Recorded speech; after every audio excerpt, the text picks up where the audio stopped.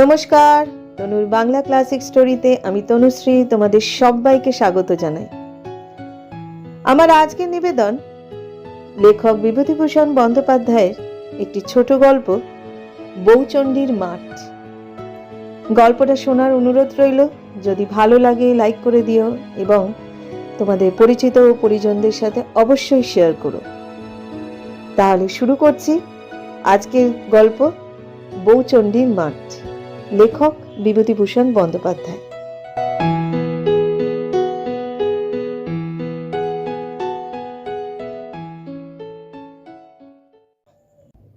গ্রামের বাওয়ারির মধ্যে নৌকা ঢুকেই জল ঝাঁঝির দামে আটকে গেল। কানুনগো হেমেনবাবুকে বললেন, বাপলা গাছটার গায়ে কাঁচি জড়িয়ে বেঁধে নাও। বাইরের নদীতে ভাটার টান ধরেছে। নাটা কাটার ঝোপের নিচে জল সরে গিয়ে একটু একটু করে কাদা বার হচ্ছে। হেমেনবাবু বললেন, একটুখানি নেমে দেখবেন না কোথায় পিন ফেলা হয়েছে? যত শিগগির খানাপুরিটা শেষ হয়ে যায়। এমন সুন্দর বিকেলটাতে আর কাজ করতে ইচ্ছা হলো না। পিছনের নৌকা থেকে লোকজনেরা নেমে জায়গা ঠিক করে সেখানে তাঁবু ফেলবে। জরিপের বড় সাহেবের শিগগির সদর থেকে আসবার কথা আছে। কাজেই যত তাড়াতাড়ি কাজ আরম্ভ হয় সকলে সেই দিকে ঝোঁক। সাব ডেপুটি নৃপেনবাবু কাজ শিখবার জন্য এই প্রথম খানাপুরির কাজে এসেছিলেন। বয়স বেশি না ছোকরার, কিন্তু মাছ নদীতে নৌকো দুললেই তার অত্যন্ত ভয় হচ্ছিল। বোধহয় ভয়কে ফাঁকি দেওয়ার জন্যেই তিনি এতক্ষণ ছইয়ের মধ্যে ঘুমিয়ে পড়বার ভান করে শুয়েছিলেন। এবার ডাঙায় নৌকা লাগাতেই তিনি ছইয়ের ভেতর থেকে বার হয়ে এলেন এবং একটু পরে হেমেনবাবুর সঙ্গে কথায় কথায় কি নিয়ে বেশ একটু তর্ক শুরু করলেন। নৃপেনবাবুকে বললুম, টেনেন্সি অ্যাক্ট কচকচিতে আর দরকার নেই। তার চেয়ে বরং চলুন নেমে তাঁবুর জায়গা ঠিক করা যাক। কাল সকালেই যাতে কাজ আরম্ভ করা যায়। চৈত্র মাস যায় যায়। গ্রাম্য নদীটির দু পার ভরে সবুজ সবুজ লতানো গাছে নীল পাপড়ি বন অপরাজিতা ফুল ফুটে আছে। বাঁশঝাড় কোথাও জলের ধারে নত হয়ে পড়েছে। তলায় আকন্দ ঘেঁটু ফুলের বনফুলের ডালি মাথায় নিয়ে ঝিরঝিরে বাতাসে মাথা দোলাচ্ছে। দুধারের রোদ পোড়া কটা ঘাসওয়ালা মাঠের মাঝে মাঝে পত্র বিরল বাপলা গাছে গাংশালিকের ঝাঁক কিচ কিচ করছে। নদীর বাঁ পাড়ের গায়ে গর্তের মধ্যে তাদের বাসা। মাকাল লতার ঝোপের তলায় জলের ধারে কোথাও উঁচু উঁচু বনমূলর ঝাড়। তাদের কুচো কুচো হলদে ফুল থেকে জায়ফলের মতো একটা ঘন গন্ধ উঠছে। বেলা আরেকটু পড়লে আমরা সেই বাঁওয়ারের ধারের মাঠে তাঁবুর জায়গা কোথায় ঠিক হবে দেখতে গেল। নদীর ধার থেকে গ্রাম একটু দূরে হলেও গ্রামের মেয়েরা নদীতেই জল নিতে আসে। আমাদের যেখানে নৌকোখানা বাঁধা হয়েছিল তার বাঁ ধারে খানিকটা দূরে মাটিতে ধাপ কাটা কাঁচা ঘাট। গ্রামের একজন বৃদ্ধ বোধহয় নদীতে গ্রীষ্মের দিনের বৈকালে স্নান করতে আসছিলেন। তাকে আমরা জিজ্ঞাসা করলুম, রসুলপুর কোন গাঁখানার নাম মশাই? সামনে এটা না ওই পাশে? তিনি বললেন, আজ্ঞে না, এটা হলো কুমোরে, পাশে ওটা আমডাঙ্গা। রসুলপুর হলো এই গাঁগুলোর পেছনে, কোষ দুই তফাৎ। আপনারা?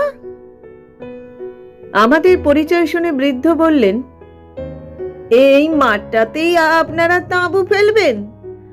আপনাদের জরিপের কাজ শেষ হতে হতো 5-6 মাস। আমরা বললুম, তা তো হবেই, বরং তার বেশি। বৃদ্ধ বললেন, এখানটা একটা ঠাকুরের স্থান, গাঁয়ের মেয়েরা পুজো দিতে আসে। বরং আর একটু সরে গিয়ে নদীর মুখের দিকে তাঁবু ফেলুন, নইলে মেয়েদের একটু অসুবিধে। বৃদ্ধের নাম ভুবন চক্রবর্তী। জরিপ আরম্ভ হয়ে গেলে নিজের দরকারে চক্রবর্তী মশাই দলিলপত্র বগলে অনেকবার তাঁবুতে যাতায়াত শুরু করে দিলেন।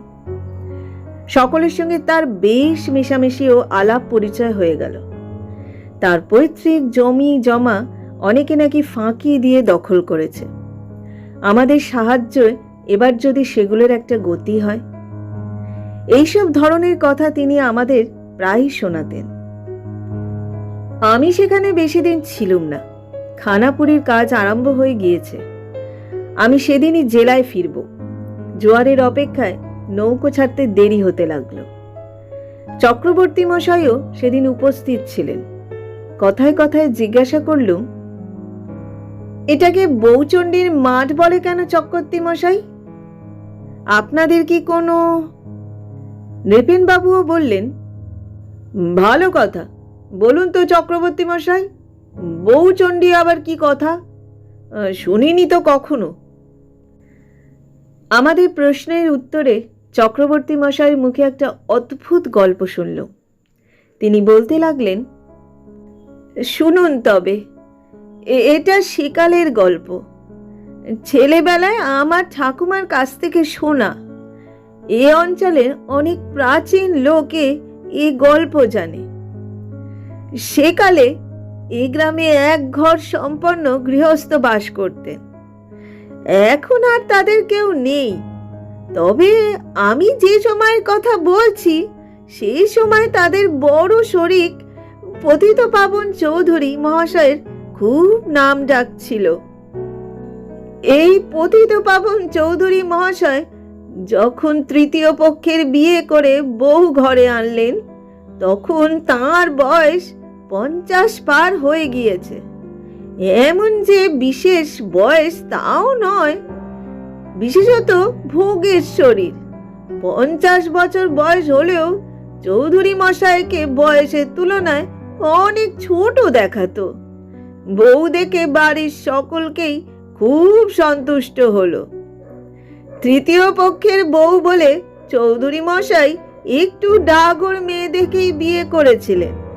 নতুন বউয়ের বয়স ছিল প্রায় 17-র কাছাকাছি। বউয়ের মুখের গড়নটি বড় সুন্দর।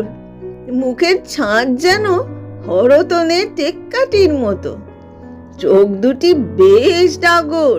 ভাষা ভাষা মুখে চোখে ভারী একটা শান্ত ভাব। নতুন বউয়ের কাজকর্ম আর ধীর শান্ত ভাব দেখে পাড়ার লোকে বললে, এরকম বউ এই গায়ে আর আসেনি। সে মাটির দিকে চোখ রেখে ছাড়া কথা বলে না। অল্প বয়সের খুর শাশুড়ি দলের সামনেও ঘুমটা দেয়। সকলে বললে, যেমন লক্ষ্মীর মতো রূপ তেমনই গুণ। মাস 2-3 পরে কিন্তু একটা বড় বিপদ ঘটল। সকলে দেখলে বউটির আর সব ভালো বটে, কিন্তু একটা বড় দোষ। সে কিছুতেই স্বামীর ঘেঁষা হতে চায় না, প্রাণপণে এড়িয়ে চলতে চায়। প্রথম প্রথম সকলে ভেবেছিল নতুন বিয়ে হয়েছে, ছেলে মানুষ, বোধহয় সেই জন্যই এরকম করে। ক্রমে দেখা গেল স্বামী কেন, যে কোনো পুরুষ মানুষ দেখলেই সে কেমন ভয় কাঁপে। বাড়িতে যেদিন যজ্ঞী কি কোনো বড় কাজকর্মে বাইরের লোকের ভিড় হয়, সেদিন সে ঘর থেকে আর বাড়ি হয় না। স্বামীর ঘরে কিছুতেই তো যেতে রাজি হয় না।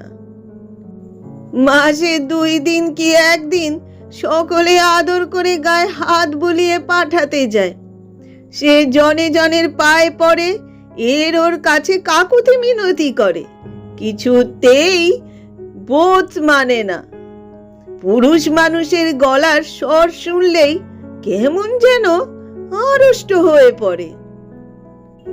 অনেক করে বুঝিয়ে সুঝিয়ে সকলে তাকে একদিন স্বামীর ঘরে পাঠিয়ে দিয়ে দোরের শিকল বন্ধ করে দিল। চৌধুরী মশাই অনেক রাত্রে ঘরে ঢুকে দেখেন তার তৃতীয় পক্ষের স্ত্রী ঘরের এক কোণে জড়ো সরু হয়ে দাঁড়িয়ে ভয়ে ঠকঠক করে কাঁপছে। এরপর আর কিছুতেই কোনো দিন সে স্বামীর ঘরে যেতে চাইতো না। বাড়ি শুদ্ধ লোকের হাতে পায়ে পড়ে বেড়াতে লাগলো। সকলকে বলে, আমার ভয় করে, আমায় ওরকম করে পাঠিও না, তোমাদের পায়ে পড়ি। বোঝাতে বোঝাতে বাড়ির লোক হয়রান হয়ে গেল। দিন কতক গেল, একদিন তাকে সকলে মিলে জোর করে স্বামীর ঘরে ঢুকিয়ে দিয়ে বার থেকে দোর বন্ধ করে দিলে। তারা ঠিক করলে এই রকম দিতে দিতে ক্রমে লজ্জা ভাঙবে, নইলে কতদিন আরে নেকামি ভালো লাগে। ভোরে উঠে সকলে দেখে ঘরের মধ্যে বউ নেই, বাড়ির কোথাও নেই। নিকটেই বাপের বাড়ির গাঁ, সেইখানে পালিয়ে গিয়েছে ভেবে লোক পাঠানো গেল। লোকে ফিরে এলো, সে সেখানে যায়নি। তখন সকলে বললে পুকুরে ডুবে মরেছে। পুকুরে জাল ফেলা হলো, কোনো সন্ধান মেলে না। বউয়ের কচি মুখের ও নিরীহ চোখের ভাব মনে হয় লোকের মনে অন্য কোনো সন্দেহ জাগবার অবকাশ পেল না। কত দিকে কত সন্ধান করে যখন কোনো খোঁজই মিলল না, চৌধুরী মশাই মানসিক শোক নিবারণ করার জন্যে চতুর্থ পক্ষের স্ত্রী ঘরে আনলেন। অজ পাড়াগা, নতুন কিছু একটা বড় ঘটে না। অনেকদিন এটা নিয়ে নাড়াচাড়া চলল, তারপর ক্রমে সেটা কেটে গিয়ে গ্রাম ঠান্ডা হলো। এই মাঠের পূব ধারে গ্রামের মধ্যেই চৌধুরীদের বাড়ি ছিল। তখন এইখান দিয়ে নদীর স্রোত বার হয়ে গিয়েছে তো সেদিন। তারপর ছেলেবেলাতেও ধান বোঝাই নৌকা চলাচল হতে দেখেছি। ক্রমে চৌধুরীদের সব মরে হেজে গেল। শেষ পর্যন্ত বংশে একজন কে ছিল উঠে গিয়ে অন্য কোথাও বাস করলে। এসব অনেক বছর আগেকার কথা, 70-80 বছর খুব হবে।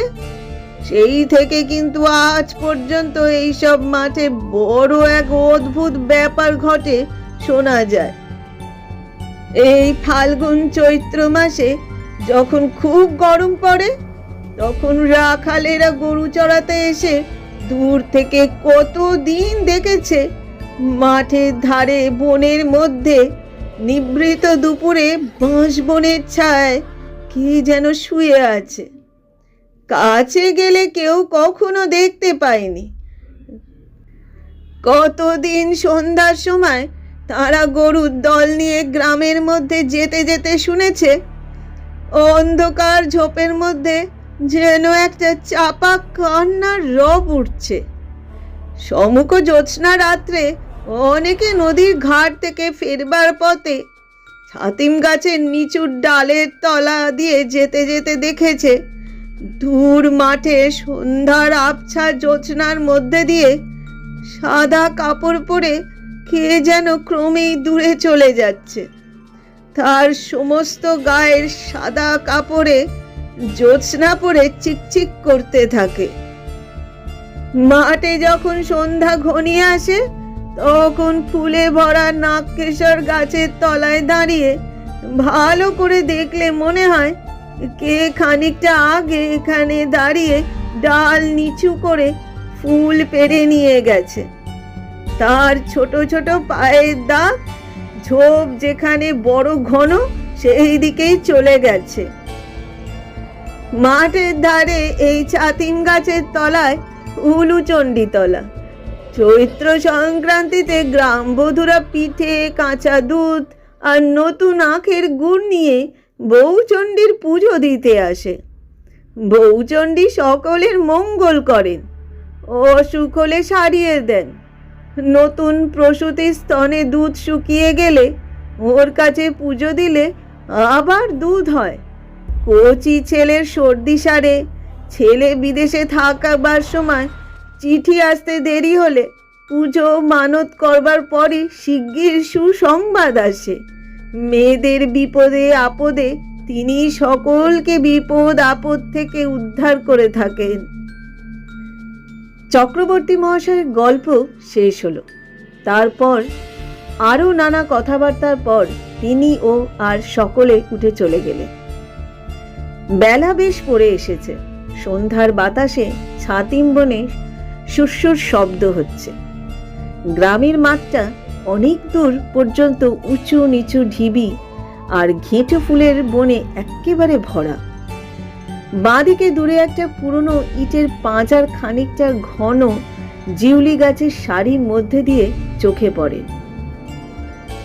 নৌকোর গলইয়ে বসে আসন্ন সন্ধ্যায় ৮০ বছর আগেকার পলাতকা গ্রাম্য বধূর ইতিহাসটা ভাবতে লাগলো।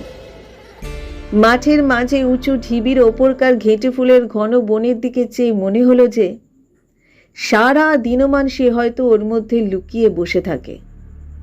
কেবল গভীর রাত্রে লুকোনো জায়গা থেকে বেরিয়ে আসে। মাঠের মধ্যেও বট গাছের তলায় চুপ করে বসে আকাশের তারার দিকে চায়। পাশের ঝোপের ফুটন্ত বনো অপরাজিতা ফুলের রং এর সঙ্গে রং মিলিয়ে নদী বয়ে যায়। ছাতিম বনের পাখিরা ঘুমের ঘোরে গান গেয়ে ওঠে। ওপার থেকে হু হু করে হাওয়া বয়। সেই ভয় ভয় মাঝে মাঝে পূব দিকে চেয়ে দেখে ভোরের আলো ফুটবার দেরি কত। সন্ধ্যা হয়ে গেল। বনের ওপর নবমীর চাঁদ উঠল। একটু পরেই জোয়ার পেয়ে আমাদেরও নৌকা ছাড়া হলো। জলের ধারে আধার ভরা নিভৃত ঝোপের মধ্যে থেকে সত্যি যেন একটা চাপা কান্নার রব পাওয়া যাচ্ছিল। সেটা হয়তো কোনো রাতজাগা বনের পাখি কি কোনো পতঙ্গের ডাক। বাওয়ারের মুখ পার হয়ে যখন আমরা বাইরের নদীতে এসে পড়েছি, তখন পিছন ফিরে চেয়ে দেখি নির্জন গ্রামের মাঠে সাদা কুয়াশায় ঘোমটা দেয়া ঝাপসা জ্যোৎস্না রাত্রি অল্পে অল্পে লুকিয়ে চোরের মতো আত্মপ্রকাশ করছে। অনেককাল আগেকার সেই লজ্জা কুণ্ঠিতা ভীরু পল্লী বধূটির মতো।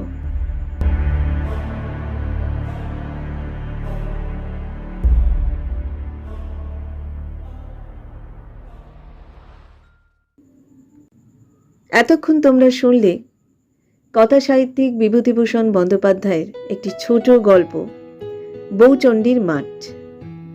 গল্পটি তোমাদের কেমন লাগলো অবশ্যই তোমরা কমেন্ট করে জানিও।